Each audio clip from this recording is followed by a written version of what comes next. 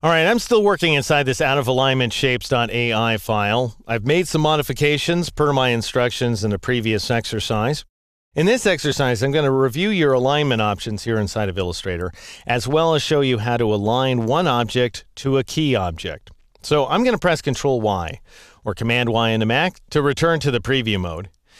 And notice if I select both of these chiclet objects, the one that contains the slash through it, as inspired by the none icon here inside of Illustrator, as well as the larger chiclet, and then I go up to these options here inside the control panel, and we've got the option of horizontally aligning the center of these two shapes, like so, and then vertically aligning their centers as well, and congratulations, they're now aligned with each other.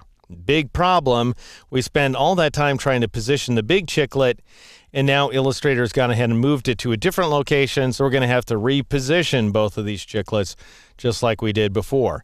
I don't want to have to go to that work, obviously, so I'll press Control-Z a couple of times, Command-Z a couple of times on the Mac to reinstate the positioning of both objects. Well, what's going on when you align objects in Illustrator? It goes ahead and splits the difference between the two of them. So you're averaging the location of a couple of objects, unless you go ahead and specify a key object. And notice up here, if you go to this alignment pop-up menu, you'll see that you have the option of aligning these objects to a selection, which would be each other, so you're going to split the difference, or to the artboard, so that you could center both the objects on the artboard if you like, or to a key object. Well, you can choose that option, but that doesn't really do you any good because who's the key object? I'll go ahead and click center again, and oh, Illustrator decided to select this one for me. So the front object in this case ended up being the key object. No, Illustrator, bad program. So I'll press Control-Z, Command-Z on the Mac to undo that modification. You need to select the key object, and you do that by clicking again. It's such a weird little hidden trick, but you just click again on an already selected object when you have more than one object selected like this. And now Illustrator automatically switches to align to key object. It'll do that for you. And then you click center, and the other object moves over. So the key object remains fixed. The non-key object or objects will move. And then you click vertical align center, and you've properly positioned both chiclets now inside of your graphic. All right, I'm going to zoom out because we're going to do one more thing to these guys. We're going to flip them in order to create the chiclets on the right-hand side of the graphic.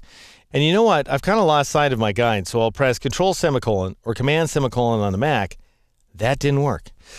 I turned the guides layer off, so I need to turn it back on. That didn't work because I just got done pressing Control semicolon, which hid the guides that weren't there. Now I need to press Control semicolon or Command semicolon on the Mac again to bring back the guides that are there. And I might as well bring back my shapes template as well so that I can see it. All right, so I want to take these two selected chiclets and I want to flip them around the center of the graphic. And so I can once again select the Reflect tool, or I can press the O key. And then I will Alt-click or Option-click at this guide intersection. Make sure that you are flipping across the vertical axis. That's very important. And click Copy. And we're too zoomed in to see if it worked properly, but yep, there it is. We now have the stars and the chiclets exactly where we want them. In the next exercise, I'm going to draw this arrowhead here using a rotated constraint axis. Very powerful stuff.